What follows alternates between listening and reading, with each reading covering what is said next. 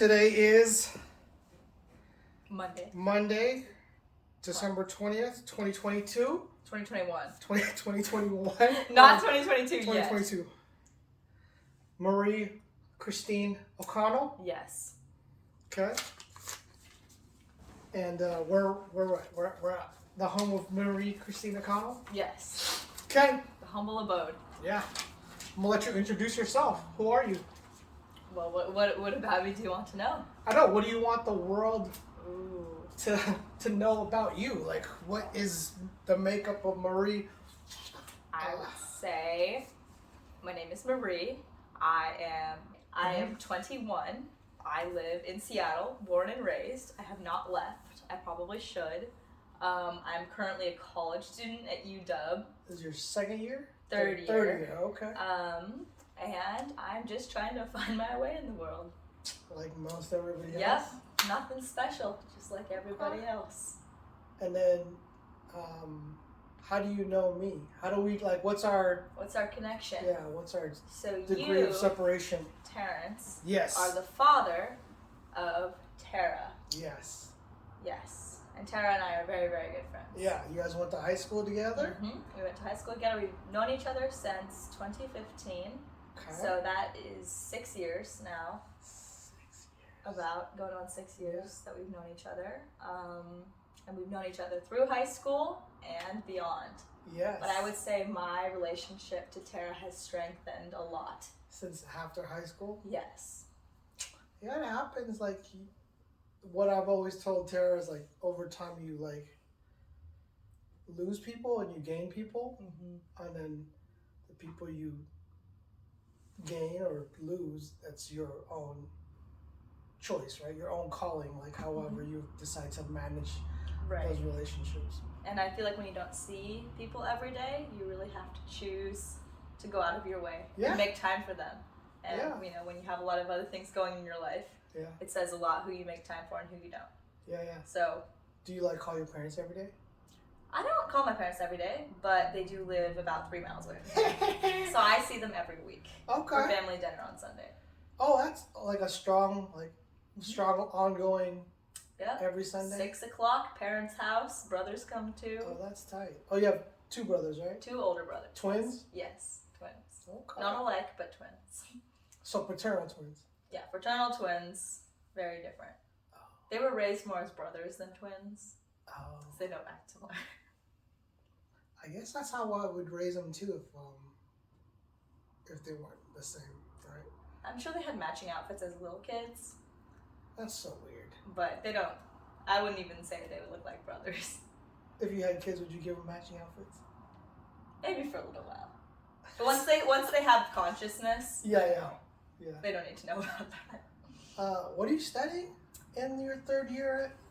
I am studying, I take a lot of different classes, but I would say what's your major? My major is informatics, which is basically tech. It's more of a mix of business and computer science. Business and computer. And I'm also studying French as well. Oh. Yes. Oh, that's your, like, minor? Right now it's a minor. It may turn into a double major. Oh. If I have enough time. You must really like French a lot then? I just like learning another language. Okay. I mean, informatics is all language too. It's just coding language. That's true. I'm a big language gal. You graduate from this degree. You'll be is it MIS or just what is it? It's a BS. BS in informatics? Yeah, and then a BA in French if I choose the major. So that leads us to, like, let me go back. That leads us to, like, your 5-year outlook. Because you're young, right? You're 21. No one's really asked you your 5-year. Yeah, the only other person who's asked me that is your daughter. Oh, because we talk about crazy shit like that. Exactly. Yeah. So, like, what's your 5-year outlook? Obviously, you got a year left in school, so you have to do that thing. Mm-hmm. Yeah, I would say I'm not going to graduate early. I'm going to take my whole 4 years. Okay. And just spend not time 5 years? as a student. Not 5 years. Okay, 4. 4 years, and I would say 5 years I will be 26. Okay. I'm going to be out of college. I don't plan on going to grad school right away. Uh-huh. I don't even know if I plan on going to grad school at all. I like school, but if I feel the need to go to grad school, I don't think I want to do something tech related for grad school. Maybe something fun. But I don't see myself in grad school in 5 years. Yeah. I would say I see myself owning a dog of my own. We have to go. Okay. We'll skip that. Well. Okay. We can go to the. I like the pet question, but sure. Let's go. Let's keep on with your 5 years. So out of school, like work prospects already. You have any of those?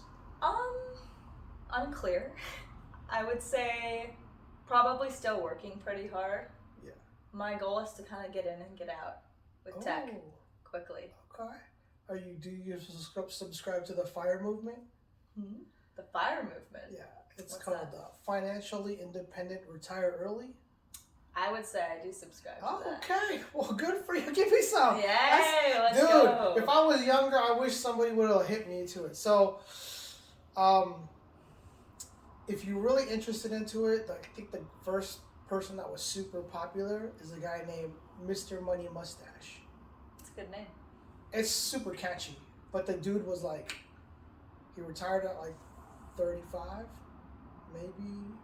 So they basically like, just look him up. I mean, it's just basically like, wow. Like the dude stopped working at 35, then he just does things that interest him. Mm-hmm.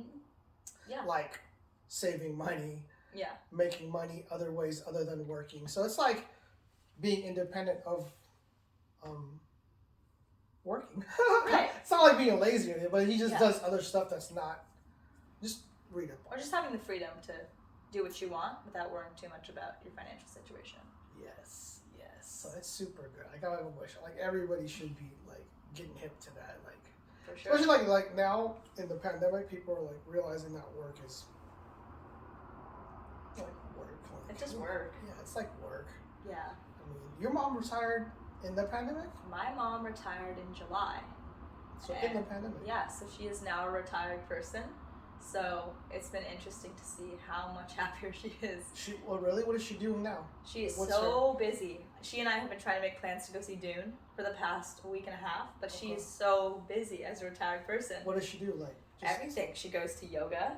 She swims, and she and my dad play a lot of tennis. Okay. My mom's also a musician, so she jams with her friends. Oh, tight. She goes on walks with all of her friends in the neighborhood, goes to church. She has a lot going on. Okay. And is your dad retired? No, but his career is different. He's the author, right? Yes, he's a creative writing teacher. He owns like a school called the Writers Workshop for adults. Okay. And he's also an author, a freelance author. What kind of writing do they do? Like, well, he teaches creative writing, but it's mostly travel writing, and that's his big thing. Like outdoorsy stuff mostly. Like he writes a lot about hiking. He writes a lot about bike rides. He writes about climbing, all that stuff, and then also about food and wine. So is he like on Outdoor Magazine or something? Mm-hmm. Oh wow, what? Yes, and he recently just published an article in the Seattle Times about him, my mom, and one of my older brothers and their hike rim to rim of the Grand Canyon. Oh, I heard. Did you go? I wish, no. Why did you not go? I love the Grand Canyon. It's an amazing place, girl. I had school, but my brother wants to do it with me. So. Where was the other brother? Yeah, he's not outdoorsy. Is that the one I talked to? No. I talked to Daniel. Daniel's outdoorsy. What's the other one's name? Nicky. He's not super outdoorsy, but I think that I could convince him to come along with me and the other brother. Could he do it? Yeah. Super athletic. Okay. Just a little contrary. Well, I mean, if you're not talking about doing it in one day. Are you talking about like? No, it took my parents and my brother about 4 days, and they trained for it too, and they went with a guide service. Oh, cool. So it was still a challenge, but it was. Oh no, yeah, of course, dude. A lot less of a risk. Me and Terence went down like 1 mile. Okay. And he's like 13 years old, pretty fit. We had to stop because he like couldn't breathe. Yeah, it's tough. It's basically like this. Yeah. Like it's like, yeah, you don't realize that. Have you been there? I've never been. Dude. I would love to go. Everybody's got to go. Yes, I agree. Like if you go in the summer, if you're free this summer, and if we're still down south, hit me up. We'll go. I will let you Actually, know. I might go like there in the next couple of weeks. It's that good. Is it? It's so good. I've just heard nothing but rave reviews about it. And my parents also trained really well for it. Yeah. Like with packs, especially my mom, she would go on hikes all the time. I would go with her and she'd be carrying her 38-pound pack. So by the time she got there, it wasn't difficult. Yeah, they knew what to expect. Because she wanted to be able to enjoy her experience rather than just survive it. That was kind of the goal, was to actually have a positive. You'll see as you get older, people do things like hiking, biking, and things like that. But they'll run a marathon or whatever, but they don't really train because they're young and they're fit. Right. But they never do it again because they did it like just did it. Right. And then like they had the most terrible time after, like because if you don't train for it, it becomes a lot more work. Right. Well, and also the training is part of the fun, I would say. Yeah. Also, you're a process person, like. Yes. Oh, for sure. Oh, yeah, okay. Not necessarily an end goal person, because the end goal changes all the time. Yeah. Plus, once you get to the end, then it's like, what's next, right? That's true. Seems a little bit, I don't know. Family life. Oh yeah, here. Oh yeah. How do you make money? Wait, did we establish all your 5-year stuff? Well, we tangent off on the fire thing. Yeah. Boyfriend, girlfriend? In 5 years? Yeah. I could see myself with somebody. Okay. I'm not sure who, but I'm also a very independent person. Okay. So that would depend. Yeah. I don't know if I would see myself living with another person though. Oh. So even roommate kind of stuff? Oh, maybe a roommate. Yeah. But if I'm dating somebody, I don't think at age 26 I would want to be living with them. Why not? I did it. Look how I turned out. That's fair. When did your parents get married? Pretty late. Oh, okay. They got married in 1994. Oh, shoot. So that's when I graduated high school. I think my dad was 37, my mom was 38. I'm not sure though. Oh, yeah. Don't quote me on that one. Yeah. So your mom I can't math right now. She was born in 1956. My dad was 1957. And they had me when my mom was 44. Oh, yeah. Brothers when my mom was 40. So my parents are technically boomers. Yeah, they had careers and then got kids. Yeah, well, my mom had medical school and residency and all of that. Oh, yeah. So somehow, by the grace of something, she was able to have kids. And 3 of them, too. Did she plan it? Did they plan it? Or just kind of... Planned the boys, didn't plan me. Okay. But hey, here I am. Yeah, congrats, parents of O'Connell. O'Connell's a very Irish name. And I remember you were like an Irish dancer. Yes, I did that for 15 years of my life. What? Yeah. Super dedicated. Did you give it up? I would say it wasn't necessarily a big traumatic quitting thing. Yeah. But, once I moved to college, I wanted to be more involved with my community at college because I wasn't super involved in my community in high school. Oh, you are? No. You didn't have like clubs and groups that you associated with? I mean, I had my friends, but I didn't really have clubs, I didn't really do sports. And I knew that UW had a lot of opportunities for me. Yeah. And plus staying in Seattle, I wanted to make sure that I had a really enriching experience in my own city. Yeah. Not so just let's because I was just talking to my friend about this. Mm-hmm. Like, they're raising some like super smart kids, like super, like, they were Kumon, Singapore math. Wow. Blah, those kind of like super smart kids. Like, I was not one of those kids. She was afraid of moving somewhere else and like how it would affect them.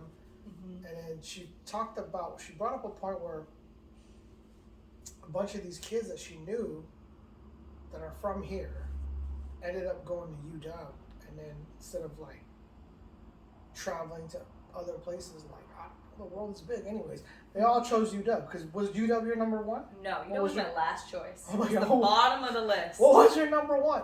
Oh, probably MIT or Caltech. Okay, shoot. I was shooting high. Yeah, why not? Yeah, and and did you get denied at MIT? Of course. I only take I don't know. Yeah. Anyway. Well, and I was pretty upset. What's that Caltech? For a while. Oh, it's just more CS stuff. I also applied to Harvey Mudd. Okay. Just Princeton. Ooh. All those schools. Claremont McKenna. Damn. So I would say that I applied to a lot of big schools. How many accepted you? like, I got accepted off the wait list at Scripps, and I got accepted to UW, I got accepted to PLU, and Montana State. Oh, you and Terry could have went to PLU. I know, we could have been Lutz. It wasn't destined to be, I guess. It wasn't. So out of all the ones I got into, UW was the best choice, and I was very unhappy at first because I didn't get into the computer science program. Oh, you're in it now though, right? No, I'm in informatics. Different. I'm glad I am not in the computer science program. Everything has fallen into place how it should have. Okay. And I feel grateful that I also was not accepted into MIT or Harvey Mudd or whatever. Well, I'm sure, like, this is what me and Tara was talking about. Wherever you are, you'll make the best experience out of it. So you can't say that. I mean, if you went to MIT, you could have been like, oh shit, I want to be an astronaut all of a sudden, and you're like in the astronaut program. You know what I'm saying? Like, no, you could have. Yeah, at first I really saw going to UW and staying in my own city, not getting into even the program I wanted at UW is a really negative thing. I was very upset by it and upset with myself, but then I've made it work. I'll tell her that. It's like, yeah, I guess wherever you go, like I said, you're going to make the best of it. And it's probably like, if you weren't challenged here, what makes it, you wouldn't be challenged anywhere else, right? Like exactly. You get, you seem like a person, you want the challenge, so that's why. I mean, of course. You have to seek it out. They went to the high school of, like, overachievers. Of course. So I was going to ask Tara, I was like, yo, like, how many, like, were you one of the valedictorians? No. Salutatorians? No. They had, like, 15 of them, dude. They had 15 I don't know, 15, was it 15? So many. Yeah, I was like, lost count. Like, in my high school, there was one valedictorian, one salutatorian. I would remember, like, they would send emails or some book or something, like, it was like 8 valedictorians, 10 salutatorians, and everybody else has got a 3.999, whatever. So it's all high achievers. Oh yes, my GPA graduating high school was insanely high. Yeah. And it was fun.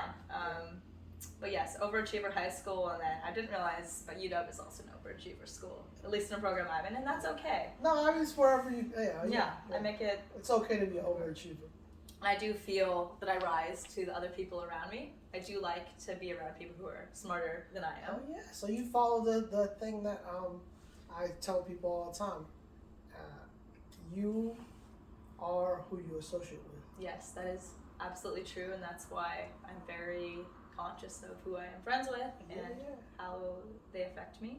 Yeah, because if you hang out with like crackheads, you're probably going to turn into a crackhead. Yeah, I think I probably would. Not to say that, it's good to succumb totally to what other people are like around you. I still have but to you myself, will. I mean, I think. But it's inevitable. Yeah, it's like your mom was a doctor, right? Mm-hmm. She probably associated it with doctors, either professionally, of course, right, or sometimes socially. Not all the time, but I'm sure I'm pretty sure your mom still has a handful of doctor friends or medical people friends. Yeah, definitely the medical realm, and professionally she associated with them, and then personally it was different because she did associate with a lot of them socially, but also really made sure to have different pools of friends, just kind of like how I do, because it brings a lot to her life, because it's, if you're just associated with other doctors, you're not going to learn anything. It's good to have balance. What's on your, what do you do? What's your we talked about your dancing thing, which you gave up. Mm-hmm.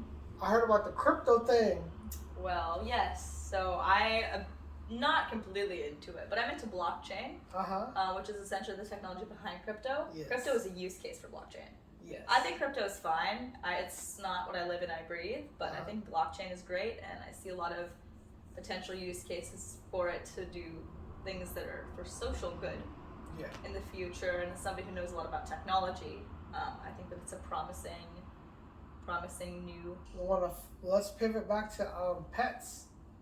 Okay. Because are you a active vegan or are you a vegan? I'm a former vegan. Oh, so you left? Mm-hmm. Okay. When did you leave? I stopped being a vegan my freshman year of college. Okay. I think I was a vegan my senior year of high school. Okay. And just to give it a try, or what was your drawing for that? I would say an environmental thing. Okay. And I still don't really eat much red meat at all. Okay. I don't eat pork. Okay. Because those are really bad. Yeah, chicken and fish then? Mm-hmm. Okay. Chicken and fish, and turkey as well. Okay. But I would say I couldn't stay vegan, one, because I'm just very, very active, and it was difficult for me to get all the protein I needed. Yeah. And 2, I'm also quite a cook. And 3, I also like to eat what my parents make. And the idea of veganism is not something they like to wrap their heads around. Yeah. And out of respect for them, I like to eat the food that they make for me. No, that's totally good. I get that. So the question, I don't know if you and Tara talked about it. What's, you as a former vegan and very environmentally aware, what is your take on animal ownership or pet ownership? Yeah, well, I have talked about this with Tara. You have, because I brought it up with her. Yeah, a bit. I would say that, we think about, my family has a dog, for example. Mm-hmm. So you grew up with pets? Yes, I have a dog and a cat currently. Okay. And so 2 pets. I would say that there are some moral issues with pets. Yes. But I think that you can treat your pets in a way that I think is fine. A lot of people don't treat their pets that way. For example, my family has a herding dog. She's part Australian Shepherd, part Border Collie. She is meant to be herding sheep. Yes. That's what she's wired to do. Yeah. She's not doing that. She lives in Seattle. Yeah. A small front yard, small backyard, yeah. But to compensate, we do have a fenced backyard. Yeah. And my parents walk her about 3 times a day, sometimes more. Once a week, my dad goes either hiking or skiing, depending on the season. Oh, dude. And Stella comes with him. Oh, wow. The dog. So I would say Stella gets a lot of stimulation. But I still do worry sometimes about, her mental state. But I would say we make it work. Okay. Having a city dog, but I would say a lot of people do not treat their animals that well. Yeah. And a lot of people don't treat other people well either. That's true, but I think leaving animals at home for a long time is difficult. My family's been fortunate enough that my dad has always worked from home. Yeah. Except for when he goes and does his teaching on Wednesdays. But other than that, the dog is never really alone. Yeah. She has, she's very, very pack oriented and loves the family and sees the family a lot. So she's more treated as a family member than anything else. Yeah. Okay. Yeah, I grew up with pets too, but I just struggle to think about it because the way I put it, I'm not gonna put it as harshly to you, but I guess I can. In one part of my brain, I think that owning animals or tending animals or however you want to look at it, even for companionship, is a form of slavery. For sure. You don't have a choice. Yeah, but if you think about it, a dog is essentially like a wolf, right? They took a wolf, domesticated him, right? And then now over time, the dog has served a purpose, either protection, companionship. So why is that okay? It's not okay, but if you think about dogs now versus wolves, they have been bred for companionship with humans. Okay. That's a fact. Yeah. And if I were to let my dog Stella out, first of all, she would be mentally not okay because she's attached to my family, her pack. And she also probably wouldn't know how to defend herself because she's been domesticated. She's not meant to live in the wild. Yeah. So I think that the domestication of animals is not necessarily ethical, but the state that the animals are at now, I don't think it would be ethical to make them survive. Yeah, but see, that's where I argue where, because we made it that way, it's okay. Well, I would say it's the process of what happened is not okay. Yeah. But I don't think you can do anything to change the process. But it's kind of like when you became a vegan, you knew it had environmental reasons. So, to raise a cow takes 1,000 gallons of water versus eating a plant, right? Yeah. But that also kind of so you stopped. Yeah. So if you think, it's not always black and white, right? It's always gray or whatever. But it's, ethically, you could have just been no, we're not going to have pets. Or maybe you'll think later as you grow older with your own, you don't have pets here, right? No. You might be am I just going to give up, pet ownership? Yeah, well, I think too that, for me, thinking in the future that I want a dog is definitely a very selfish thing because I think I'm a very high energy person. I like to run, I like to walk, hike, go outside, and I would like to have a dog to do that with. Yeah. I also think that I would be a good pet owner, and I think that I could share my lifestyle with a dog and take a dog that somebody else might get and not treat as well. Not to say there's any sort of savior complex, but I'm saying I think I could provide a dog with a pretty good life. That's funny, because Terence said I had a God complex like an hour ago. Really? Yeah, I was like, well, interesting. Like, I don't know what, for one, if there was such a thing, right? Mm-hmm. Why is it necessarily bad? What? Or is it bad? Like, when you say something like, oh my God, you have a God complex. Mm-hmm. Or like, why do you, like, she asks in a way that's kind of like, that complex or that train of thought is negative when it really shouldn't. It's just a complex. I would say that the savior and the God complex are different. Okay. The savior complex is kind of like, I want to make a change. Yeah. Let me make it happen. I can change the situation. A God complex is like, I am the shit. Well, and there's nothing wrong with thinking that you're the shit. Yeah. Absolutely not. I would say that if I thought somebody had a God complex, that would mean, this is just my perspective, that they see themselves as the peak and they don't really necessarily believe in something higher than them. Okay. And that's fine. It's just not. I don't have that for sure. Not at all? Yeah, no. There's some aspects of my life where I think like, yeah, of course, I'm good at that, or I perceive myself as at the level where I need to be, but yeah.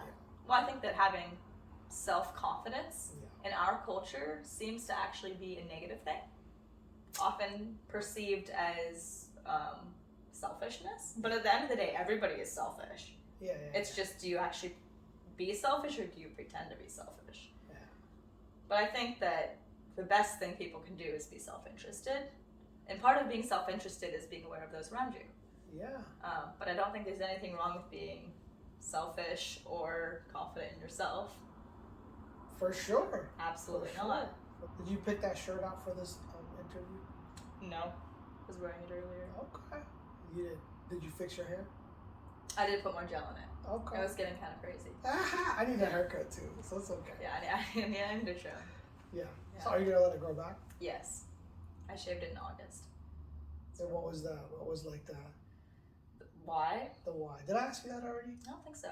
I was dyeing my hair for years. Yeah, no, you did mention it. Was darker than my natural color, so growing out it looked really bad. This is your natural color? Mm-hmm. Okay.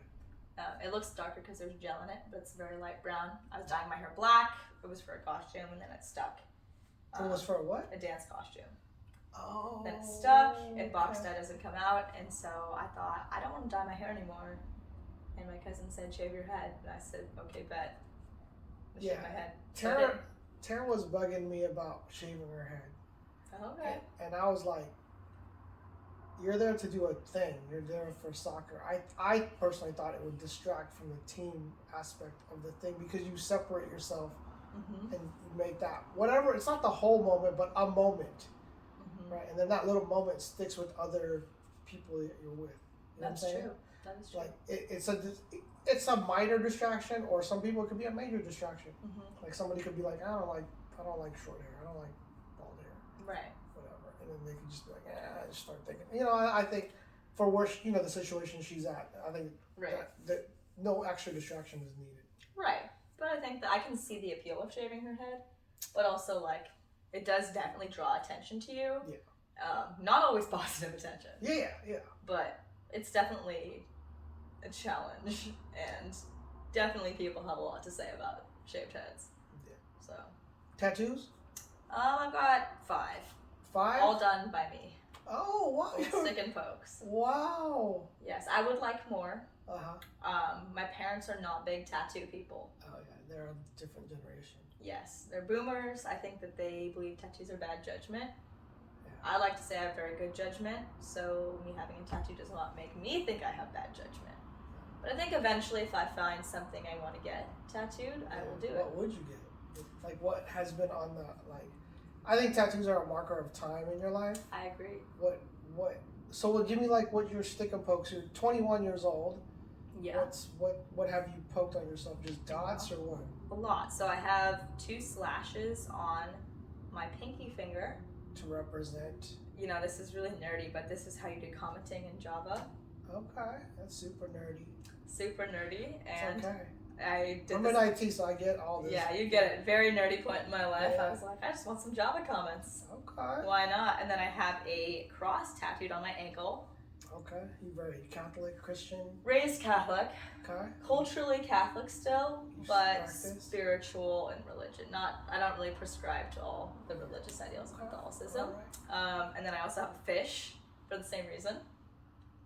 Okay, like a teach a man a fish type of deal. Mm-hmm. Yeah. Yep. And then I have a moon. Okay. And just because, why not? And then I have an asterisk that I have matching with Terence has one of those best too. friends. Yes. Okay. Why did you guys choose the asterisk? I think we needed something that could be stick and poked. And we weren't sure what to do. Something simple. Yeah. Is your parents gonna, if they see this, are they gonna? Do they know? They know that I have tattoos. Okay. They know about these little ones. They kind of grumble about it, and that's okay. They don't have any tattoos? No.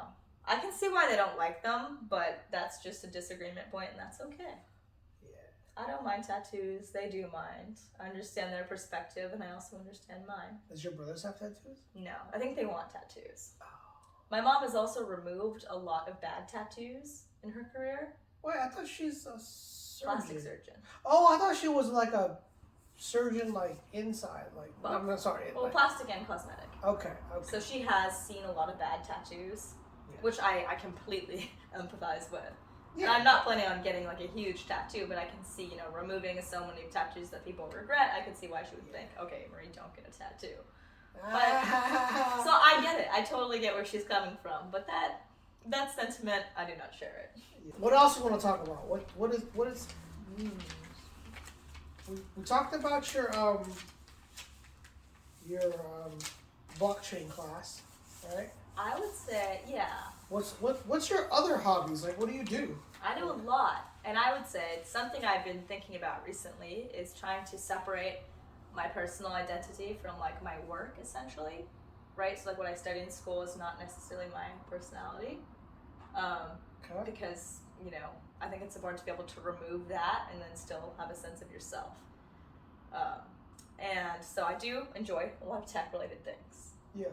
Just comes to me. It's what I think is interesting and where I think I can make the biggest difference in the world. But outside of that, I would say I'm very creative. Okay. I did dance for a long time. Right now, I play a few instruments. What do you play? I would say my main instrument is the bass. Oh. Take lessons. I play the guitar, penny whistle. What's a penny piano. Whistle? It's an Irish instrument. Ukulele. Describe me this penny whistle. What's a penny? Describe this penny whistle. The penny whistle. It's another word is a tin whistle. It's just a whistle. Size? It's about this big. Like a flute? Yeah. Do you want me to grab it? No. We can visualize what a flute is, and it's vertical. It has a mouthpiece, and then it's made of tin. Oh. Yeah. Okay. It's fun. It's a little annoying. Okay. But very prominent in life. I assume you like music because you play instruments and whatnot, and you have a record player. Mm-hmm. So I assume you're into, you understand that all music, previous streaming came in an album, right? With 10 to 12 songs with graphic inside and produced by and all that, whatever. If you could only take 5 of these albums. Albums, okay. Yeah. Well, we can switch others. Like 5 albums with you, and that's all the music that you had, like for whatever, the next year, next 5 years. But these are like the all-time top 5. I would say I don't know. No, because your generation didn't really grow up that way. I'm not really an album person. Like, I understand albums, but you guys didn't. And the concept of an album, to me, does not have as much meaning as it could. Okay, let's go top 10 songs then. 10 songs. We'll go 7 if 10's too many. Okay, 7. Or actually, do you have your phone on you? Sure. Spotify? Yes. What's your top 20 of 2020? Let's see. Let's see. This will expose. Yes. It'll make it easier. I won't even have to worry about it. Do you play Spotify Family with your family? No, my family doesn't have Spotify. Oh, my. They use Apple Music. Oh, okay. And my brother uses YouTube. So. Okay. I love the YouTubes. YouTube is great. Yes. But let me find my Spotify. Yeah. Here we go. I want to know the top My top songs. Yeah. I don't know if you're gonna know that. Oh, well, let me ask you this question. Have you ever thought about our friend thought it was weird, but my buddy blurted it out, and his wife was like, "That's so weird." And I was like, "I have one." Do you have a funeral playlist? No. Think on that. I will think on that. So it's basically a funeral playlist. What would you play at your funeral? Yeah, if I were to die, what would I play? Yes. I haven't thought about that. And it also goes with the question of, I don't know if you and Tara asked this question, the Museum of You. Oh yeah. Yeah. I did think about that one. So let me hear. We'll go back to the songs. Okay. What's in the museum of Marie Christine O'Connell? Is there another? Is it Marie? Is it 4 names or 3? It's just Marie Christine O'Connell. So is Christine? It's middle name. Okay. It's not hyphenated like Terence. Okay. What's in my museum? Well, a lot of things. I would say something that has been very apparent in my life is a lot of dental and orthodontia work. All throughout my life. You see your teeth? They're pretty straight. This one's fake. A fake? What, yeah. You got punched in the face or something? What? I fell off my bike when I was a little kid, so my entire life after age like 6 or 7 has been trying to figure out what the hell to do with this tooth and this one. I had to get 2 root canals. I actually have a dentist appointment on Wednesday trying to get the color matched, but I feel like growing up I've always been in the dentist, always at the orthodontist, so I would say that has been a consistent thing. So all of my sets of braces, all of my weird contraptions, all of that. You present that in your all of my that's teeth. So rad. All that fun stuff. And when I get my wisdom teeth out, I would stick them in there too. Oh shoot. I'd put a picture of Kanye and your fake teeth, like smile like. Exactly. All of my teeth. So, and I remember as a little kid, once I learned that the tooth fairy would give me money, like compensation, I would try to pull out my teeth as soon as possible. Wow. For that. So I would say a lot of teeth. Okay. And a lot of teeth-related things would be in my museum. I would say a lot of dance shoes. Oh. I go through them very quickly. I mean, I don't dance anymore, really. Yeah, but you did, right? But I did, and that was a huge chunk of my life. Yeah. Are they like tap shoes? There's 2 different kinds. There's soft shoes and hard shoes. Soft shoes are black leather lace-up slippers, kind of like ballet. Okay. Sort of, yeah. And then hard shoes are black leather shoes with fiberglass on the bottom that make noise, so kind of like tap shoes. So I would say a lot of pairs of those. Starting. How many pairs are we talking about? Are we talking about all the pairs you ever worn? I probably have like over 100. You still have? Oh, I don't keep them. Oh, that would be a sick display. That would be a sick display. They're pretty gross though. I still have my last pair. Yeah. In case I ever want to dance again. So those are pretty gross, pretty gnarly. I'd have a lot of teeth, a lot of dance shoes. What else? What else? Do you read a lot? Yeah. Would you include books in that? I would definitely include books. Okay. Definitely a lot of books. Yeah, because I brought books back to you, right? Yeah. What did I bring? You brought a book 84? called Tweak and 1984. Okay. So I would do books and then also pieces of art. Top 5 books. Top 5 books. Okay. I would say, I don't know if I have like a ranking for them. Like if you only had 5 books, that's you could keep. That's all you could keep. Okay, so I don't have to rank them, but no, just like you can't get any more books. All the world is over. All you got is 5 books. That's all you can take with you. I would say, book called Educated. Okay. By Tara Westover. Super, super good book.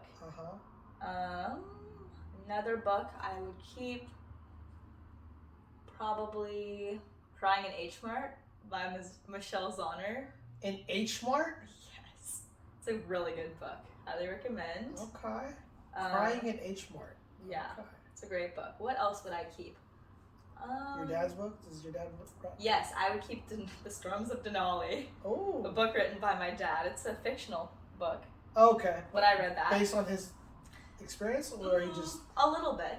Okay. A little bit of experience, a little bit of historical stuff, a little bit of fiction. I really liked that book. I had a great time reading it. So that's 3 books. I would say, what else? Jane Eyre. Great classic book. Read it multiple times. I had to read it for high school. It was the first book I had to read for high school. They went to a elevated school. I never hear. What is Jane Eyre? Jane Eyre. Jane Eyre, like Jane Earhart? Just Jane Eyre. What is it? Like, give me the... Oh, it's just about this girl named Jane who has a lot of problems.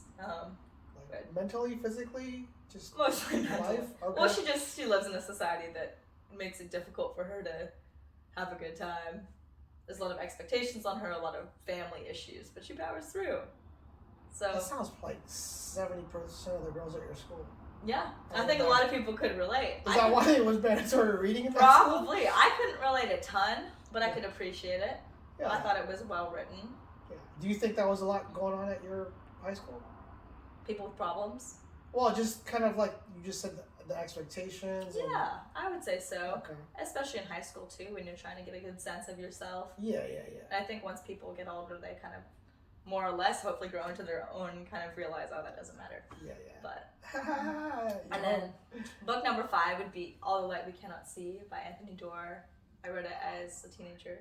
All the light we cannot see, and one of the protagonist is blind.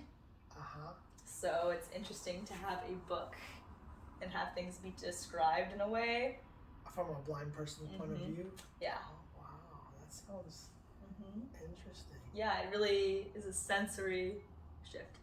Okay. What are you reading right now? Right now, I am reading The Hills Reply by Tarjei Vesaas. I think a Norwegian author from a while ago, and it's a lot of stories of just connecting with nature.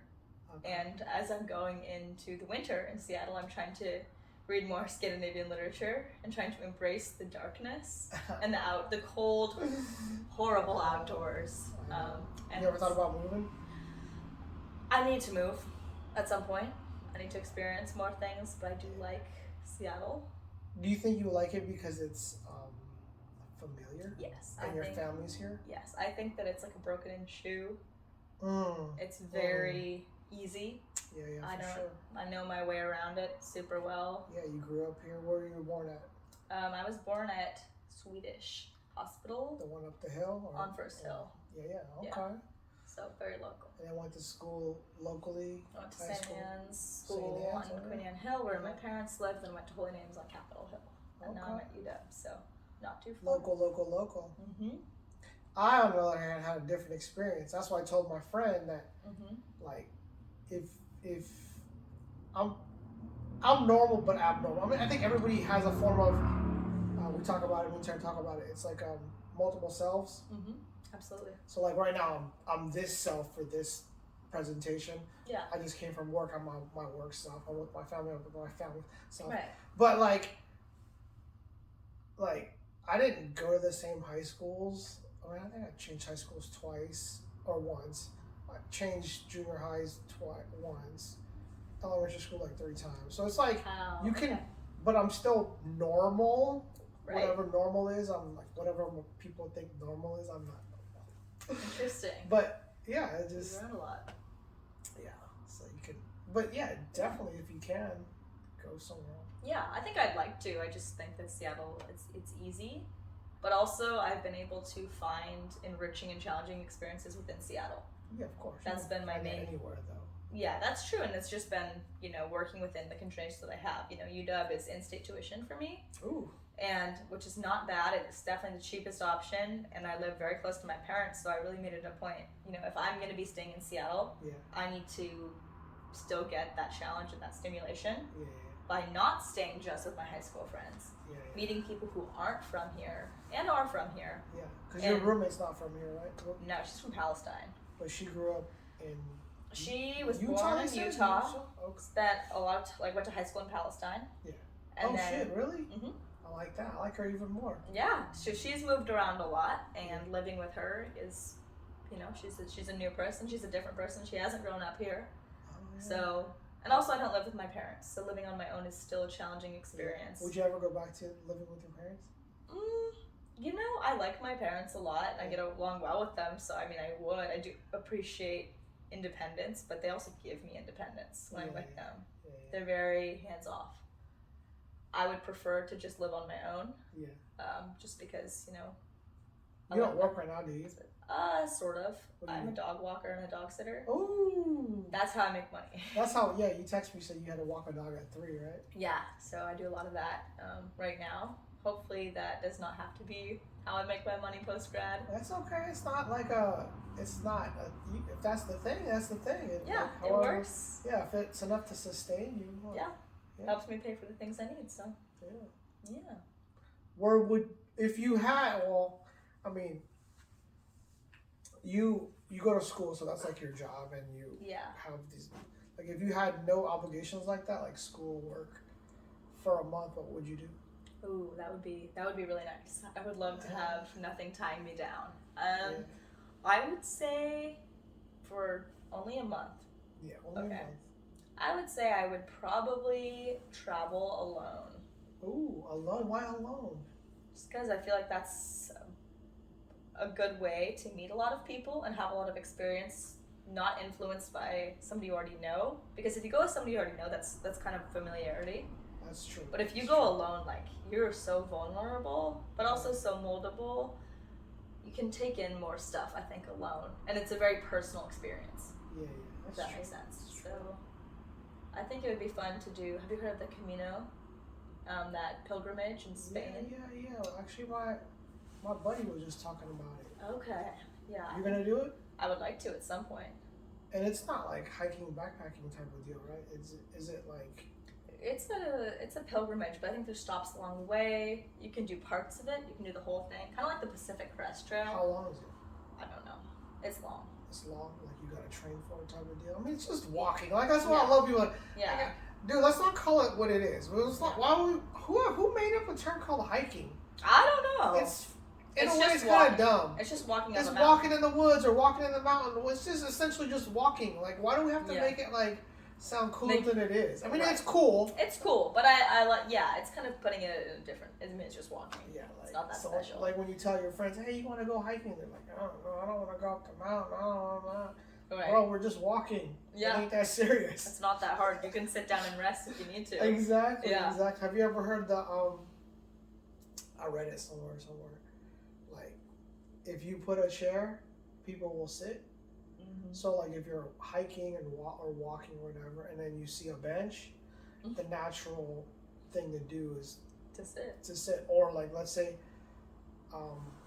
if you find some trails and you're walking, right?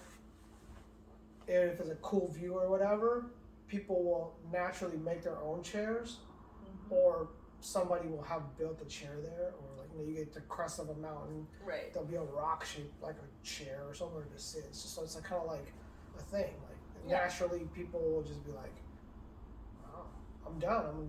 There's a resting place." They need a break. Yeah, exactly. So, what's your hardest hike that you've done? Hardest hike that I've ever done. I would say I've mostly stayed within the Snoqualmie Pass mountain neighborhood. Okay. So most of those I've done. I would say Granite Mountain was difficult for me. It wasn't particularly hard, it was just long. Yeah.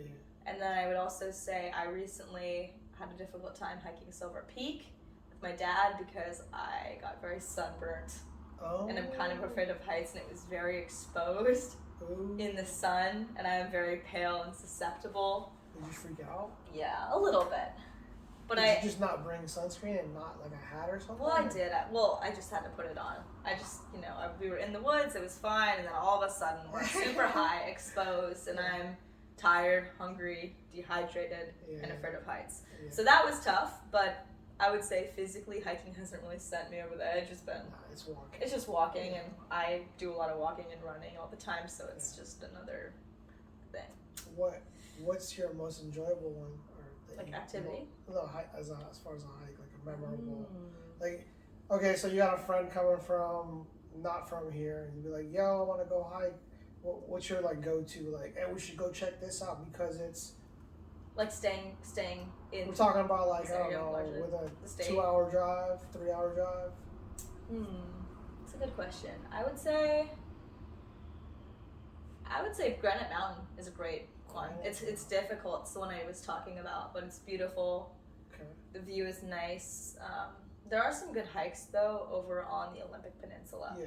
That I've really enjoyed, just because the climate's great over there. It's different. Yeah. I've hiked this trail around Cape Flattery / Nia Bay.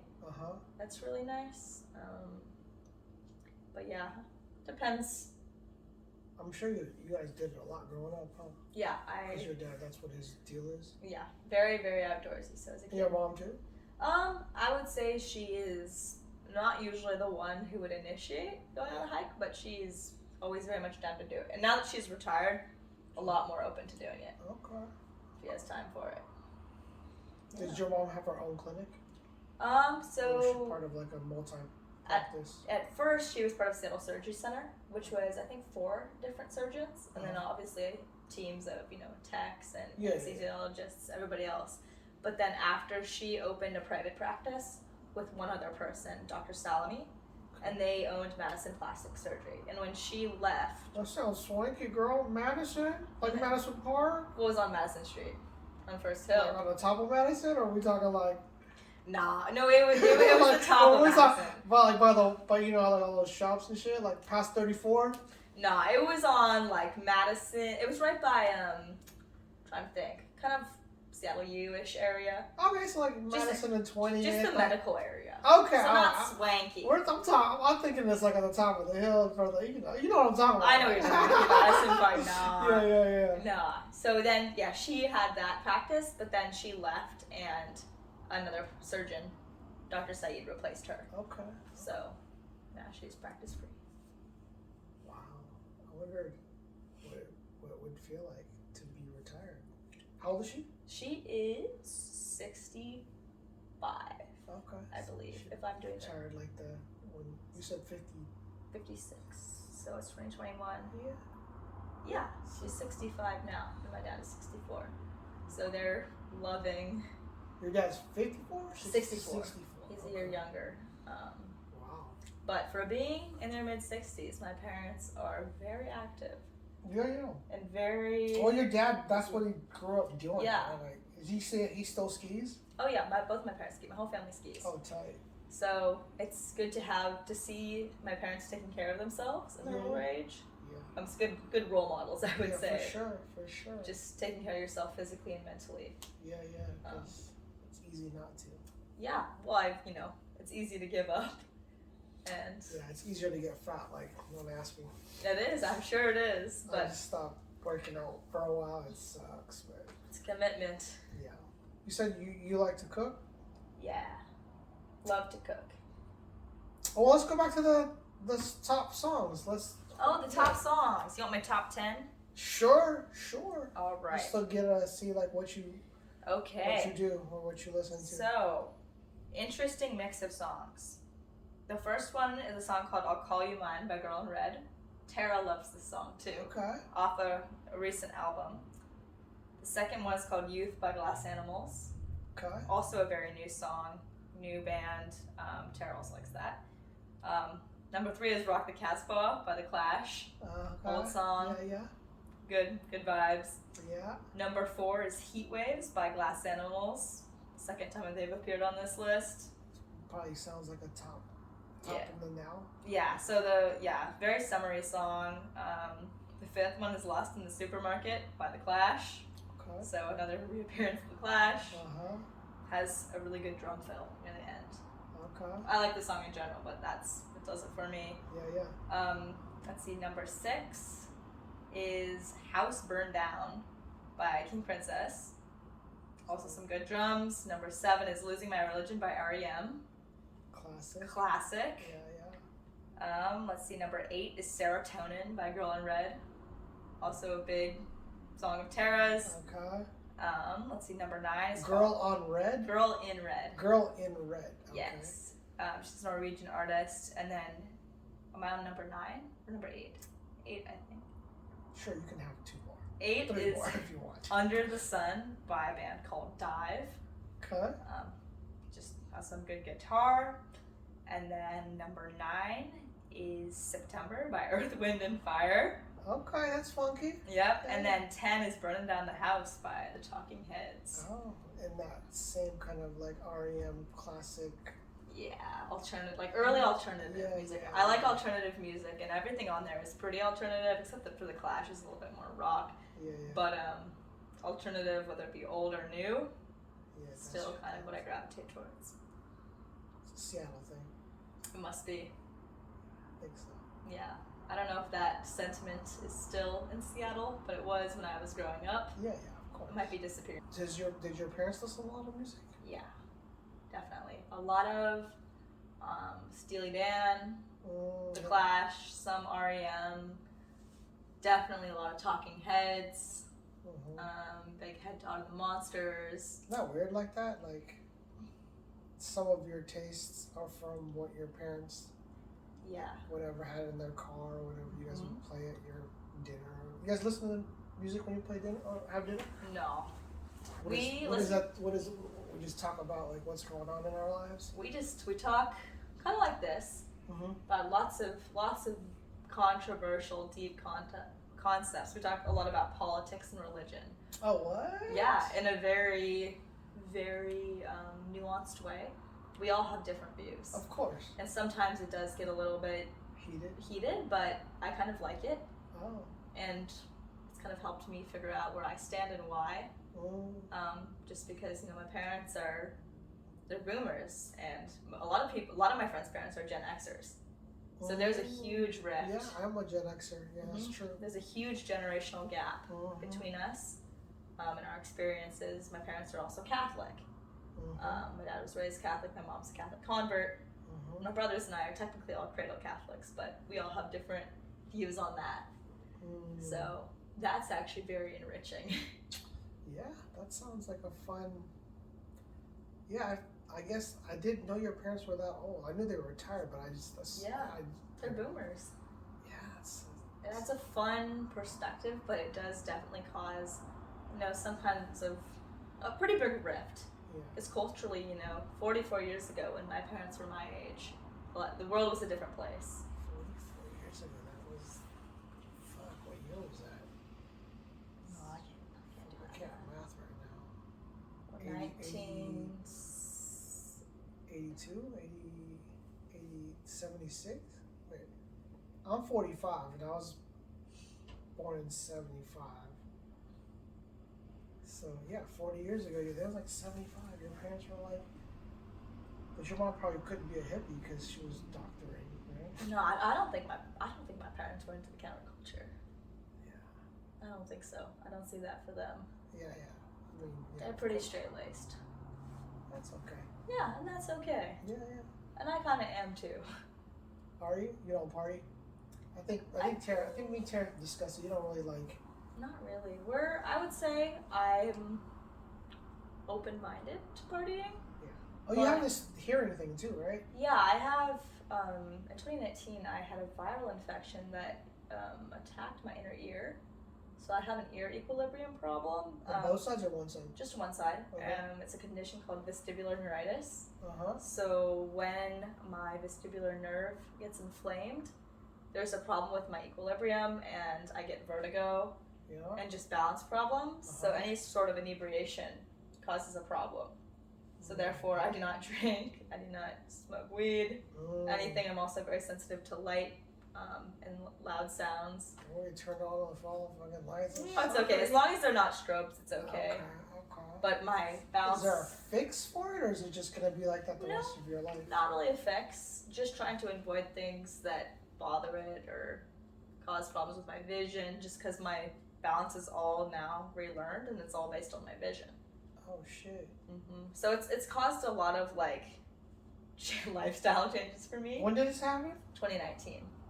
So that's when you guys graduated high school? Yeah, senior year? Yeah, it was right before my AP tests. I remember I had two. Again, they went to high school of, overachievers. Like, fucking AP. I think I was the only, out of my clique of friends, I think I was probably the only one that took AP tests. One. Yeah. And you guys, how many did you take? 6, 7? Well, my senior year I took 5. Oh my God. And I remember distinctly, this is the most holy names thing ever. I took 2 AP tests back to back one day. And then I had to go the next day for an EEG on my brain to make sure I didn't have a seizure disorder. This was trying to diagnose the ear problem, which is actually not a huge issue, but could have been many other things. And then the next day, I had 2 more AP tests back to back.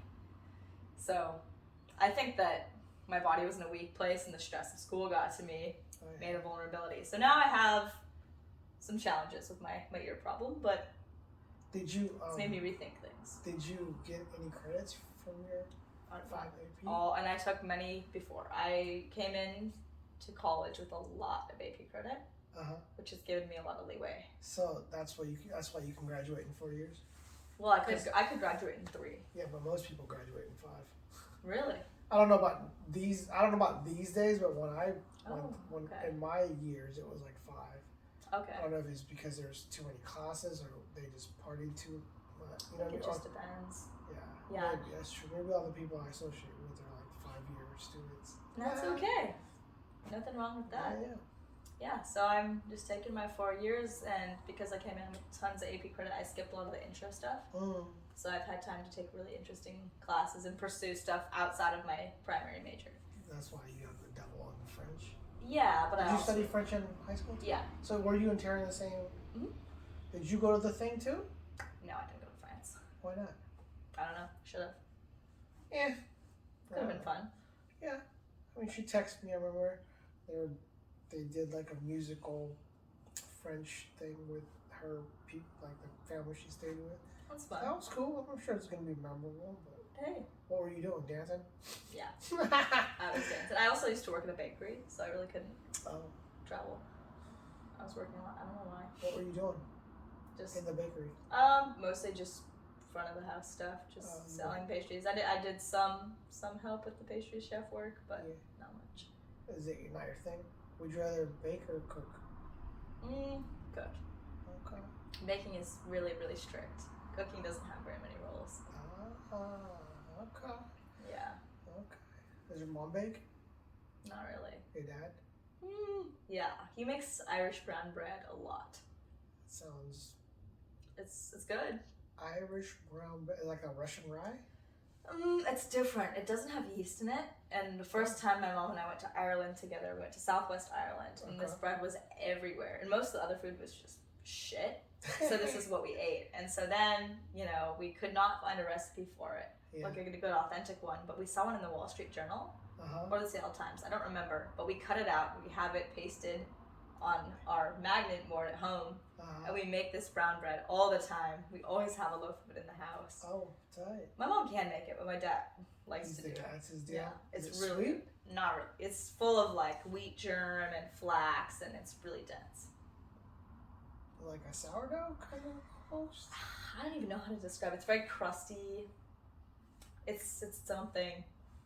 Huh. I'll have to just, when you have some over, I'll just come through and... Yeah. I should make you some. You want? Oh, you can make it? Mm-hmm. I can make it. I used to make it all the time before I moved out. Wow. Yeah. Sounds like a thing you could do. Yeah. So my dad does a lot of baking. He also makes pies in the summer. Like all kinds of apple pies. With all the fresh fruit. Okay. Not like meat pies or something. Because is that a thing in Ireland? I think so. Meat pies? They're not great. You don't like them? Not really. I mean, some of them are good, but I don't really eat a lot of pork or beef, and that's usually what they're filled with. It was like steak pie. Chicken pot pies. Chicken pot pie is an American thing, I think, right? I think so. I don't think I've ever had one. I had a bone marrow pie in London. It was horrible. Yeah, it's really not good. You never had a chicken pot pie? I don't think so. Taryn, she never had a chicken pot pie. Like, or maybe I'll have to try one. Maybe I'll make one. Well, you can just get on Marie's calendar. You know Marie Calendar? Yeah, but I could make one. Yeah, but then how would you know? Like, I guess. I have a cookbook. Yeah, it's nothing like crazy. It's like a pie crust with like some creamy, not overly creamy sauce with chicken, peas and carrots. Doesn't sound too bad. Yeah, it doesn't sound. Yeah, you can probably even eat it without the crust. The crust is just a vehicle, right? Yeah, or like how like if you have spaghetti, you have a piece of bread. It's kind of like that. Like it doesn't make the thing, but I guess you can. It's good for it. Yeah, you can make it a thing. Yeah. Okay. We have to try chicken pot pie. You should. I'm open-minded. Yeah, I mean. Yeah. Yeah, especially if you're not a vegan or not a vegetarian. Yeah, I'm a little spoiled though with my food. My dad's a good cook. Oh. So I'm very. He doesn't make chicken pot pies? No, he makes all kinds of fancy things. Chicken pot pies are fancy. It's are they fancy? Calories, girl. I could try it. No, I bet you it's one of those like, originally like, over time. What is? There's many foods like that where like the food of the poor people. Mm-hmm. That's what pizza is. Yeah, and there's cassoulet. French food is like that. Yeah, there's a lot of that. Like it was just the common people food, and now it's like now people love it. Yeah. Yeah, it's funny how that works. Yeah, it's crazy like that. You want to ask me some questions? Yeah. Ask me some questions. I want to ask you about spirituality. And Catholicism. Okay. And how that ties into also being Filipino. Yes. But also a Catholic country. Yes. Versus culturally Catholic, religiously Catholic. You know, how do you view religion? What's your history with it? What's my history with religion? I grew up as a Catholic. I did my, what is that called? First communion, first baptism. What's the other one? I didn't do the... Did you ever get confirmed? The one you do as like... high school? High school? No, I didn't do that. I think I got to choose. Actually, my mom let us choose when I was like, I don't know, 12 years old. Okay, so you actually got to choose. Yeah, well, fuck it, we're not going anymore. Wow, okay. Yeah. So, obviously, if you grow up with it, it never leaves you, right? It's always there. Like, like my mom still goes to church. My dad never really went to church. Yeah, I mean, I believe in it. I mean, it's there. Okay. Like, interesting. I always bug Tara and the kids, like, hey, you guys want to go to church? But nobody ever wants to go with me. I have gone by myself, but it feels like, I think it feels weird when you go by yourself. I don't know. Have you ever been to church by yourself? I have. Doesn't it feel like kind of like... It's a little strange, but I would totally go by myself, like now. Yeah. But before it was more something I would do with my family. Yeah, but like, I don't know, it's really a social thing, I think. Yeah, it's a community thing, I think. Yeah, exactly. It's a community thing. Like, you go eat donuts after, and you just like, everybody takes in the bread together. Yeah. So it's a social thing. Yeah. So I don't know. I mean, I don't practice. But are you a spiritual person still? Do you think? I don't know. It's a good question. What is that like? What? Do you believe in God? Of course. Okay. Of course, I believe there's a higher power that's greater than me. Yeah. So what does that look like for you? Or do you not know? I don't know. I don't like trying to put a thing on it. I mean, I know the thing that they taught me, and the things that but the Catholic Church has taught me. That's probably in line with the right way to do things. Like, it's like a lot of like follow the rule, commandments type of deal. Yeah. So yeah, I mean, of course, I'm trying to follow those things. I mean, religion is something that people should like get in touch with, or at least like try to figure out what it means to them. Yeah, like, absolutely. Are you just like a person that got put in here, or like what's your like? Are you just an animal? Are we just animals, or like animals or not animals? That's a good question. I think we are. In some ways, we are. We are just animals, but also we have capacity to think beyond, which other animals don't. But I think we're the stupidest animals, actually. You think we're the least in tune with the world around us? Yeah, I think we can succumb to our own desires too easily. Whereas, like, a non-thinking animal just wants like food, water, like the 5 basic elements. But we strap all these extra that's true. Things about it. Like, your dad's a good cook. But in reality, all you need is to eat it. You just need calories. Yeah, you don't need to like dress it up. Like, salt is a concept of taste, not a necessary. Unless you're using the salt to preserve your food. Right. Yeah, and I think that oftentimes, I don't know if you feel the same way, but I'll find myself in a situation. Say I'm running late to a meeting, for research or something, and sometimes I think in my head, why am I stressed about this? I'm just a human being on this earth. I'm fed, I'm healthy, I'm pretty happy, I have enough water, I have shelter and a community. Why am I unhappy right now? How far has our society come that we have those stress about things that don't actually matter?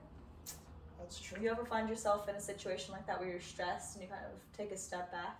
No, I don't stress. That's the thing. See, that's good. I'm working on doing that. I stress about like weird things, like what do I get hung up about? I think driving is weird. Like when I drive, like I like to just like they yell stuff at the cars. That's fair. Yeah, and it's just like, but as I gotten older, I just kind of like whatever. It's whatever. Like you're in a hurry, I'm not in a hurry. Like yeah. You know, I think a lot of it is just people just being in a hurry, and I'm like whatever. I'm like trying to live stress free, hurry free. So I'm working on that currently. Yeah. It's hard. As far as like low stress. Low stress, low hurry. I tend to bite off more than I can chew. Pretty ambitious, which is great, but I also don't want to. I think that's a product of holy names or your parents? I think holy names. I don't think my parents have ever pushed me to do anything. Wow. But they haven't had to. Yeah. But I think it's just me. I've always had a drive and a lot of ambition, and that's great. But I think that at least with school last quarter that I just finished a few days ago, I really overcommitted. Yeah. And I don't really like to let myself down or other people down. Yeah, well, you gotta let that go. Yeah, I wouldn't say I'm a people pleaser, but I kind of like to be conscientious, and I really stick to things with a lot of dedication. And I found myself overbooking my time. Yeah. And running out of time is not good because you really can't get it back. So that's one of the principles of the FIRE movement. Like. Mm-hmm. Yeah, you can't get time back. You might as well use it wisely. Yeah. So next quarter, I have significantly decreased my course load. Okay. I'm really looking forward to seeing not how much more I can fit into my schedule, but how much more time I can take to just chill. Yeah. What's your version of chilling? Like, let's say you're gonna get extra 4 or 5 hours back a day. What's that looking like? What are you gonna do with it? You watch TV? There's no TV. I don't watch TV at all. Strict rule. Yeah. How about you watch? What's your? You have an iPhone? Mm-hmm. What's your time on the phone looking like? Pretty low. 3 hours, 5 hours, 6 hours? I would say per day. I don't really go and sit down and go on my phone. Yeah. I more use my phone like texting somebody back or making a plan. Okay. I would say probably like maximum 3 hours. Have you ever turned it on? You don't have that logging turned on? No. You should. I should probably check. I didn't grow up with TV. Fuck, I'm always on my phone. So really, I didn't grow up with TV or a lot of movies or anything. Mm-hmm. So I also stare at a computer coding all the time. I stare at a computer all the time. For me, that manifests itself in the last thing I want to do is look at my phone. Especially after being in lockdown for a long time. All the communication was through my phone and my computer. And I really realized how much more I value my face-to-face connection with people. Yeah. So I would say if I have 4 to 5 hours, my phone is not really part of that. So what would you be doing? What's the... I like to spend a lot of time walking. Okay. Outside. Hiking, walking. Yes. Walking on my own or with others, depending. So I would say I would go for a long walk. And then I do a lot of art, so probably some art. Do you just walk from here? Yeah, or I drive, depending on where I want to go. Laurelhurst is a beautiful place to walk. I can walk down to, there's a few little pocket parks by the water. Yeah. I would go for a walk, come back, make myself some tea, do some art for a while. Okay. And then I would probably socialize. Socialize and how? Just with my friends. I'd probably invite all my friends over or go see some of my friends and just hang out. Play some games, just talk. Cool. What about you? Well, what I do find a lot of extra time? Yeah, just to relax. I have so much fucking time. Are you crazy? What? I'm in IT. Like when you get into the real world of IT, it's like so much time on your hand. Unless you're like a person that just like needs to like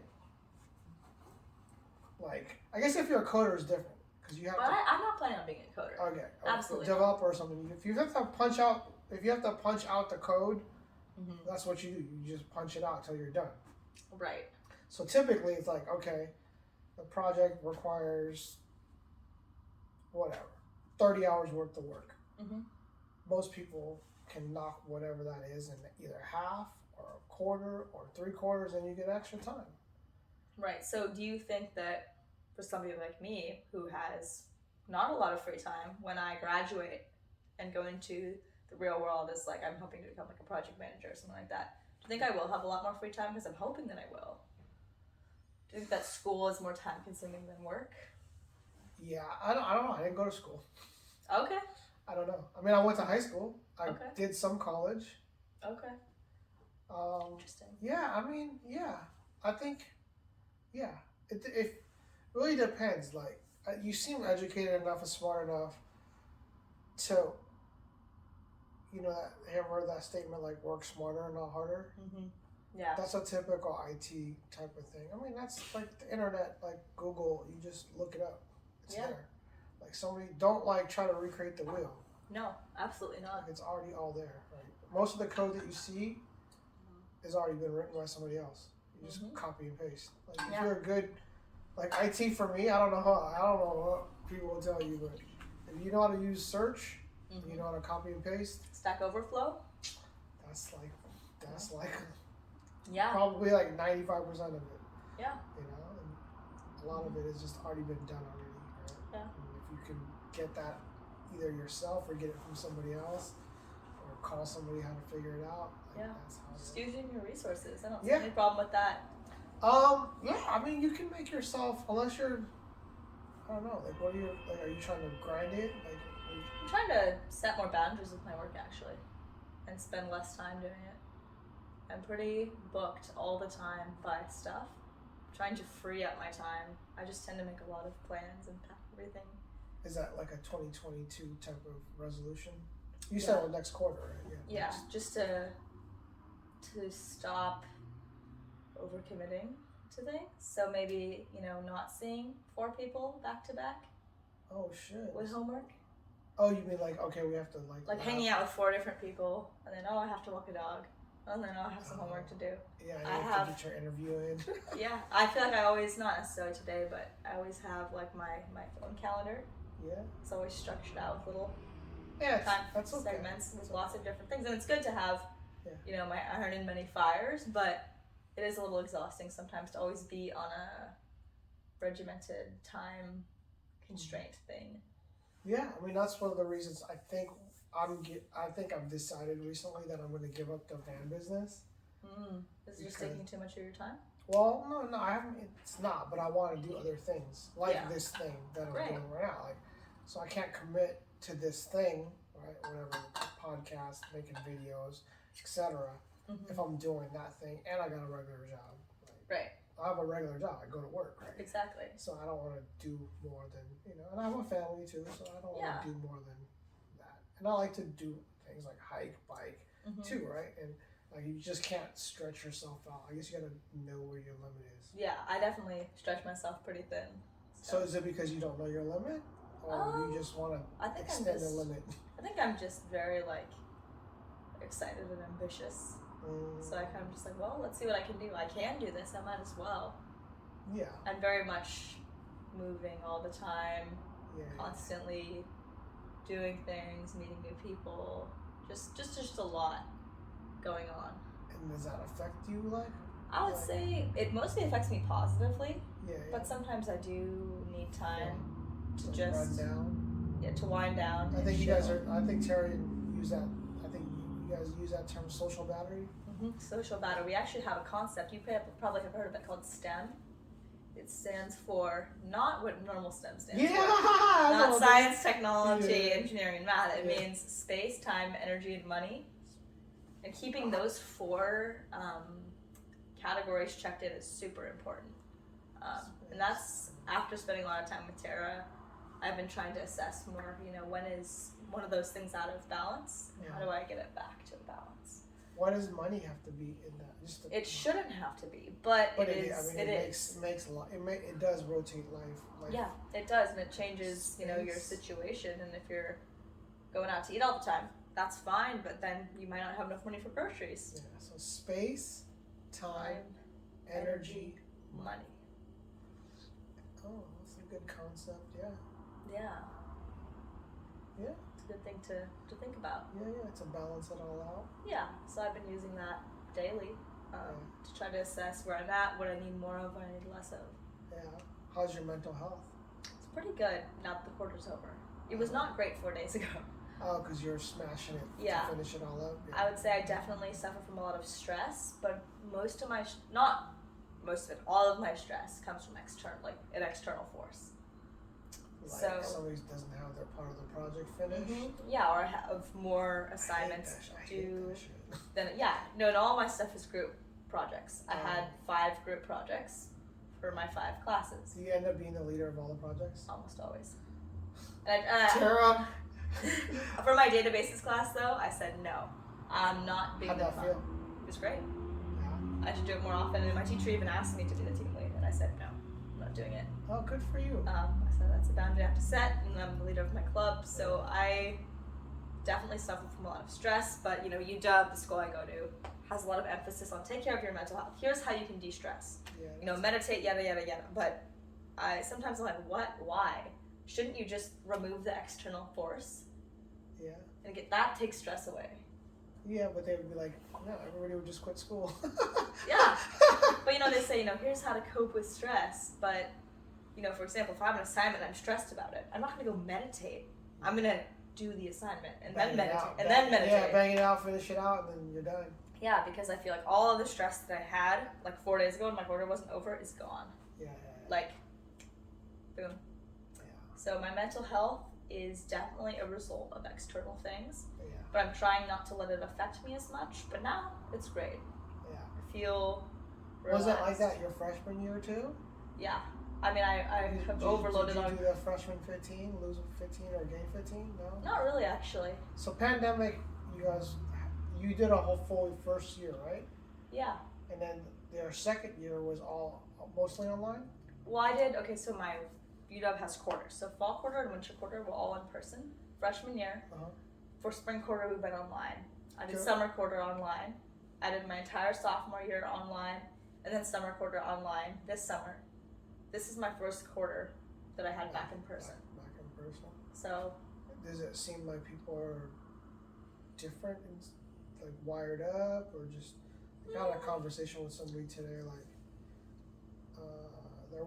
his wife is a teacher, but they're young kids, and those kids are just crazier than they normally were. That would make sense. I think that people are a lot more enthusiastic to go to club events or social events that the school hosts because they didn't have it last year. Yeah, and I think lots of people are just more socially awkward, but have a greater desire to socialize, but often overdo it. Because it's we haven't been able to socialize, let's go socialize, and then people just get wiped out. That's fair. Yeah, but that depends on the person, because for me, that's kind of how I was. I'm a very social person. In the pandemic, I made my social life work. I did a lot of socially distanced outdoor walks, and called my friends, but, going back in person, I overcommitted too many classes, and then I had my club. Because this is the first time back, right? Yeah, and then I didn't realize, the commute to school, I walk to school every day, it takes forever, and then, all my friends and some parties and gatherings, it was just a lot. But I know some people who also became a lot less social during the pandemic and stayed that way. That's okay. And that's okay. That's okay. It just shows that... I have this funny joke I tell my kids, I hate everybody. That's fair. I don't really hate them. It's just fun. It's a fun thing to say. But in some aspects of you can't love everybody, right? No, you can't. And my mom always says, hell is other people. Hell is other people. And my teacher says, hell is other people's code. And I agree with all of those. Okay. Like that external makes it hell? Is that the reference? I think it's just that most shit comes from other people. Okay, yes. I mean, for some people it comes from within yourself. But for me, most of my problems are a result of me reacting to somebody else. So, I don't hate everybody. I'm definitely an extrovert. But I don't love everybody either. I think over time, I've like grown. Not grown. I was gonna say grown is not the thing. I've come to realize that, like again, the many selves. Mm-hmm. So I don't think I'm either extrovert or introvert. It just depends on the situation. Mm-hmm. So sometimes I'll just turn it off. Sometimes I'll turn it on. Well, I think that regardless of who you are, there's still a social battery. Tara and I talk about this. Mm-hmm. And Tara's a bit more introverted than I am. I'm definitely an extrovert, but that doesn't mean that I can be on all the time and be socializing all the time. I still need to recharge too. Yeah. It's just, I think it's a bit more nuanced. Yeah, I think I just hate everyone. Are you full of a lot of hatred? Or are you just apathetic towards people? Because I feel like I'm pretty apathetic towards a lot of people. I don't really have an opinion because I just don't really have the time and energy to care. Or do you actively dislike the majority? No, I don't say that. I love everybody. You love everybody? Yeah, I would love to help everybody if I could. Right. But then I have a limitation. Right. Because you can't just be a people pleaser. You gotta take care of yourself first. Well, we talked about this with my other friend too. It's like that religion thing. Like in all reality, you're supposed to be like, if you're a group Catholic, you're supposed to like drop everything to help people, right? That's what your Lord Jesus Christ did. I don't know if I agree with that, but it's definitely a Catholic value. Yeah, but they don't. Like it's like they pick a level. Yeah. Not they, but most religions. I said probably all religions pick a level. Yeah. Like, but in a way it shouldn't be because the teachings of most of those things are static. Like, pray every day at 5 p.m. Right? But some people are like, oh no, I'm just gonna. Right. Sometimes you just have to take some stuff from the religion and then leave others. Yeah. And do you think that? I mean, obviously, you probably have noticed or not noticed, or you can ask your mom. The numbers at your churches are dwindling. For a while, yes. Yeah. There's been an influx of new families to our church specifically, but a lot of people are leaving the Catholic Church. Last night, though, my second cousin who I met, I learned that he is a recent Catholic convert. Okay. Not to marry anybody who's a Catholic. He just jumped in the ship? As a 27-year-old person, so Did he grow up as anything else? I guess sort of Lutheran, but not... he's still a Christian. It's like the same... But not super committed. Like, he went through RCIA. What's that? It's the process of becoming a Catholic.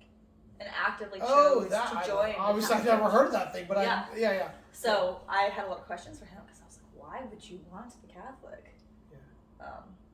And he just had, some interesting answers, but yeah, it's kind of interesting to me. Yeah, he likes that. He does like it. It's pretty rigid. It is pretty rigid. It's like we do this, then we do this. I've been to other churches. Have you been to other churches where they sing and dance? Yeah. I was like, that shit is hella weird. I went to a Catholic church in Hawaii and it was wild, and I was like, wait, what? Because most Catholic churches are super like that book is the roadmap. It's like the table of contents. Like, we're on this date we're gonna pray, and then other than what the priest talks about, there's not much. Right. He's like kind of like he's not even freestyling. Like he's like writing he down. Probably prepared it last week. Yeah, it's super structured. I think some people crave that structure. Yeah.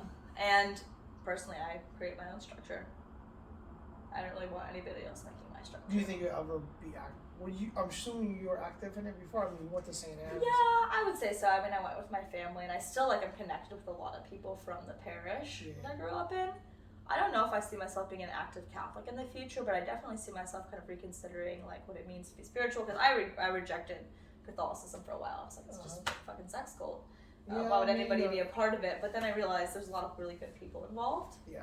A lot of good values and a lot of good work that they do. So I'm trying to right now reestablish kind of a spiritual identity for myself. Apart from the Catholic Church with it, whatever, we'll just see. But yeah, I think there is something higher than myself. I just don't know if the Catholic Church's description of it is for me. What are you leaning towards these days? What have you? Are you just all internalizing it all? I don't know, just some form of spirituality. I just don't know if anybody with an organized religion has really pinpointed what I experience, because I think it's deeply personal, all of it. Yeah, of course. So, not really leaning towards anything. But like you said, I think that rigidity and the social aspect, people crave that. That kind of rigidity sounds kind of bad to compare it to. It's kind of like hazing in a frat.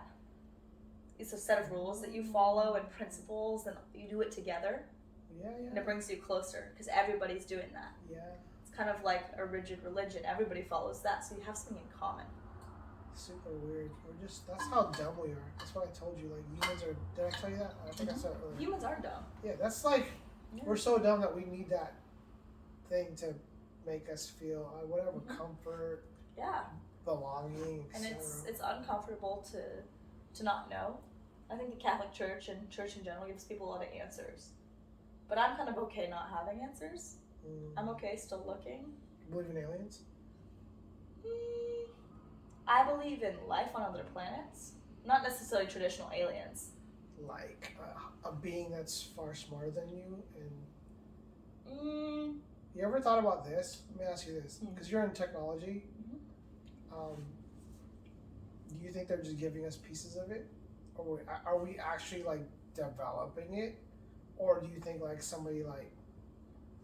Because if you think about it, like, what was the car made? 1902, whatever, right? T. Right? Yeah. Like that early 1900, and look where we're at. We're like cars that can go like electric car. We have all this like technology that is just super advanced. And you think they just gave us a piece here, piece there, piece there? I think humans made it. Okay. I think that there are some people who are just really, really smart. Really innovative, and when they combine with other people who are smarter than them in a different way, I think actually it can kind of create this super intelligence. So I do believe that people have created technology. I don't agree with how quickly it's progressing. What's your stance on AI? I hate AI. Ooh. I am very much anti-AI. I think it can be very helpful for some things, and I think it's fun and interesting, but I think it's deeply unethical. In what sense? I don't think that, well, first of all, every algorithm carries the bias of the person who wrote it. Intrinsically, nothing is neutral, and I don't think it's going to eliminate biases. It's just going to carry them over into the digital world and put it into the brain of a computer that doesn't actually have a moral compass or any nuance. Are you afraid that it would wake up, or do you not believe that it could do that? I don't necessarily, I mean, that would be bad. It's not really a fear of mine. I just think that human beings have reasoning and morality and gut feeling, and you cannot replace a human brain or human emotions. And I think that to try to put that into AI is not okay. Yeah. What about you? What do you think about AI? I think it's probably like already there. It's already like part of that same, like the aliens gave us the technology. Maybe they already created. We either created it or it's already on the loose. You know? Yeah, it kind of is already on the loose. I mean, if you think about like a bug that somebody wrote that can kind of. Have you heard of like the Stuxnet bug? It's like a 0-day thing. Basically, it just went rogue and destroyed like all of these programs. And it was a bug that did it all on its own. It just went rogue and nobody could control it. Nobody programmed it to do that? I think it was programmed to go rogue. Oh, I know it just went on its own. Yeah, I mean, it's cool. I like it. I like being able to tell my phone or tell Google to find me stuff. Yeah, it's fun in small doses, but I don't have an Alexa in my room. Sleep with your phone? What? Sleep with your phone? Like in your. It's vicinity? In my room. But not in like wake up vicinity? Like, no. And I don't have Face ID. Oh. For being a tech person, I'm very much anti-tech. That's crazy like that, right? I think it can add, but I think that people are becoming too reliant on it. Yeah. And personally, I'm not going to judge anybody for what they do. You know, I think that for me to be happiest, I need to be more grounded with the real things around me and the real people and the real nature. I didn't really want to be in tech because I thought it was going to take over the world. This was like 98. Oh, fuck yeah. Oh, yeah. Fuck yeah. Absolutely. But it's like, I knew it was like coming already. Like this is the thing. This is like before. This is like dial-up internet. Like, wow. Yeah. Like, talking like not even gig hard drives, like 500 meg hard drives. God. Like, this was like before, and I was like, the internet just came out, and I was like, oh my God. It's already here. Yeah, and I was like, I didn't want to be in it, but it was like my mind, I'm a very like this analytical mind, blah blah blah. Like it was STEM, like a STEM kind of mind. So I just kind of fit, and I just kind of went into it. But that's kind of how I feel about it too. I was like, I can program. This comes really easily to me. I might as well. Like you just like, could you see yourself doing something else instead of like being an art person? Yeah, or art teacher? For sure. I think that if money was not an object. So you're just doing it for the money? No, I'm doing it because I think that it's a really good challenge for me. I think my brain thinks in a very logical, problem-solving way. Yeah. And I think that maybe this is a savior complex, but I think that I could add a lot into the world of technology, especially considering the culture of people that are in there now. Yeah. I think that technology would be better if more different kinds of people were involved. Like women? Like women, people of other races, people of other backgrounds, not just tech dudes, if you know what I mean. Yeah. And there's nothing wrong with them. Yeah. But you know, if you're surrounded by people who think like you, you know, you need more diversity of thought. And I think that trying to make a better environment for like lots of different kinds of people could make tech a lot more accessible to a lot of different people. Yeah. Like we're very fortunate in ways that we like, because we have the internet, and other people don't really have the internet like we have the internet. Yeah. I think just that creates, you know, so many people are excluded from the digital world. Yeah. And maybe they want to be, and that's fine. But you know, at the same time, like, there's a lot of bad things within tech, but it also does provide people with so many opportunities. I mean, I think about the things I teach myself just on the internet. Yeah. Like that I don't have to pay for. I can go onto YouTube and learn a song on the guitar, a whole finger picking segment that I would have probably had to pay somebody to teach me ages ago, or gone down to buy a music book. And that person that put it up there, like now has another avenue to like sell that whatever, right? Before you had to go to the music store and like either buy the music sheet or whatever, right? Or take lessons from the music store person. Yeah, but I think tech just opens up a lot of opportunities for people. Yeah. And it also kind of gives people a sense of independence too. I think that, you know, for a lot of people, working in tech is a possibility, and working remotely. Oh yeah.